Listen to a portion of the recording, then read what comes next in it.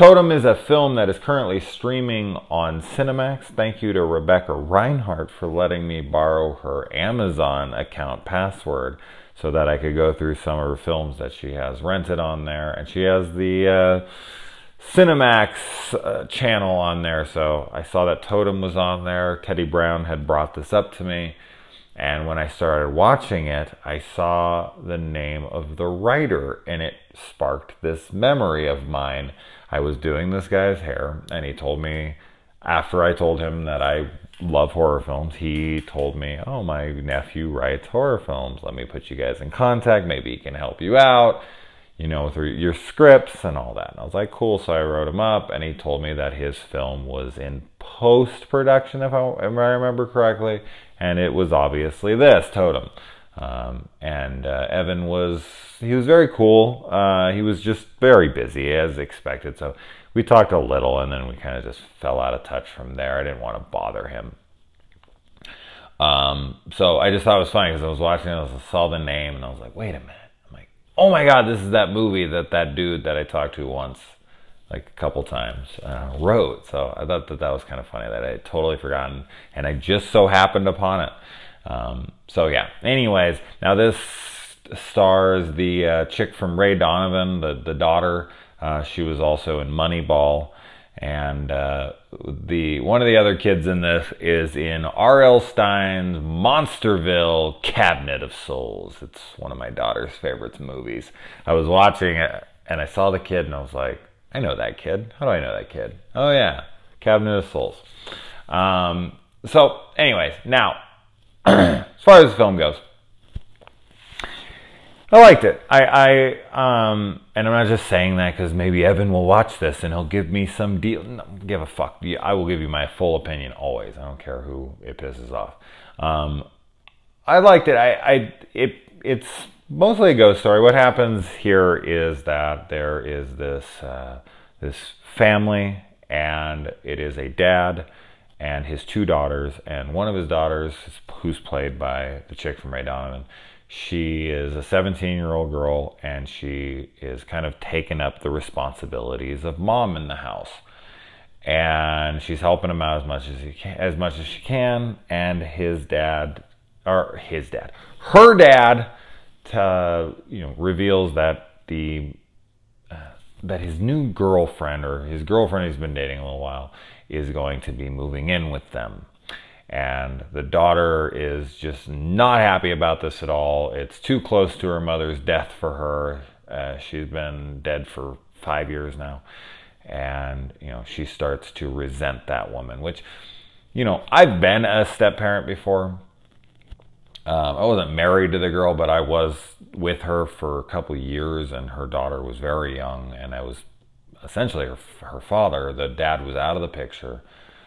And this was a kid, this was a baby, so this is a little different. But I've also been a step kid many times. My parents have had a lot of marriages, and it's tough, man. It's tough, and I know a lot of my friends who have been step parents, and it's a tough gig, man. It's a really tough gig, and there's a lot of like emotions and moments in this that really hit me, because it was just like, man, lighten up. Like, this chick's just trying to, be with her man. She's just trying she's trying her hardest here. She's trying to be a good stepmom. And it's just, I don't know, it broke my heart. It was really just, I know this happens all the time. And stuff like that really just resonates with me, because I've dealt with it in a few different ways. But yeah, so she brings her in the house, and then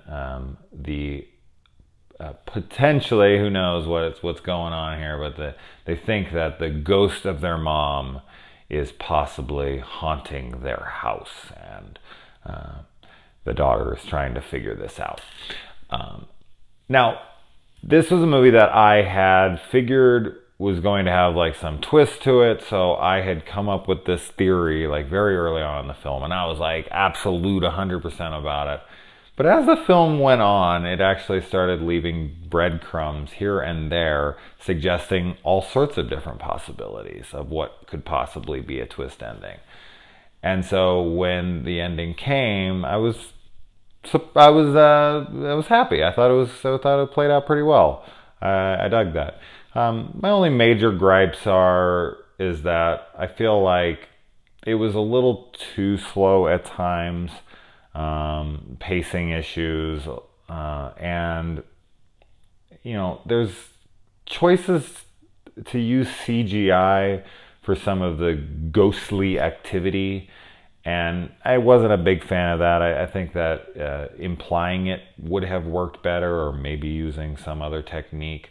But I wasn't a fan of that. But it's very minimal. It's very mild, so I didn't really mind that.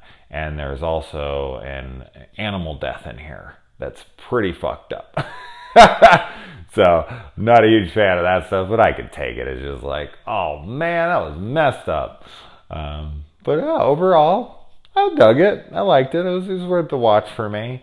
It's not something I'm going to run out and recommend to every person I meet by any means, or even every horror fan.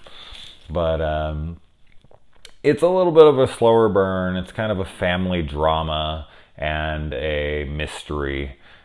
And yeah, I dig it. I dig it. I have hesitance to recommend it to everyone because I know that there's going to be a lot of people who find it to be too melodramatic and slow, because I was reading some of the reviews and I was seeing a lot of that. But overall, I'd give it a watch. I think that the ending was pretty strong, and I enjoyed it as a whole. So anyway, guys, I'm kind of stumbling over my words now because I've watched 4 movies and 1 television episode today and reviewed all of them.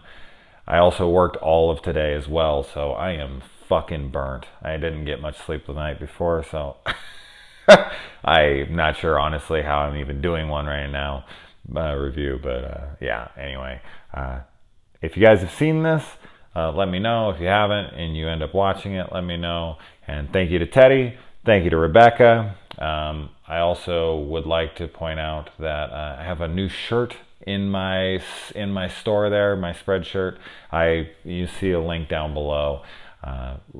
Rebecca and a couple other ladies, some beautiful ladies there, Leela and Ashley Grady, were kind enough to they actually bought and modeled some of these shirts. You can find those pictures on Instagram. I thought that was really, really cool of them. It says gore whore. It's an expression I use all the time on here. And Sinister Cinema reviews below it. So if you're a lady and you're looking for a cool new horror shirt, you should check it out. Pick it up if you'd like. Other than that, it's time for bed. So good night, guys.